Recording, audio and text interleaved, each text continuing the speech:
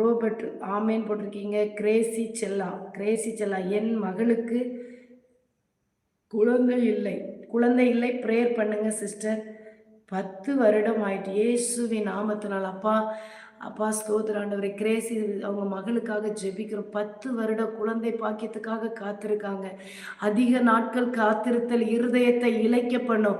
ஆனா விரும்பினது வரும்போதோ ஜீவ விருட்சம் போல இருக்கும் என்ற வார்த்தையின்படி ஜீவ விருட்சத்தின் கனியை பிள்ளைகளுடைய எல்லைகளில் தேவநீர் கட்டளையிடுவீராக.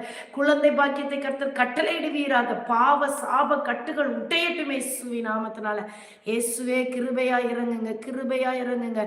பிள்ளைகளுடைய வாழ்க்கையில 10 வருட கண்ணீரோடு வேதனையோடு பாடுகளோடு நிந்தையோடு அவமானத்தோடு எனக்கு உதவி செய்ய யாரும் இல்லையா என்று சொல்லி கூடி குறுகி நிற்கிறதை கர்த்தர் இப்பொழுது பார்த்து மகளுடைய எல்லைகளில் இப்பொழுது ஒரு விடுதலை, இப்பொழுது ஒரு அபிஷேகம் அவங்களை முடிக்கட்டும் ஆண்டவரே.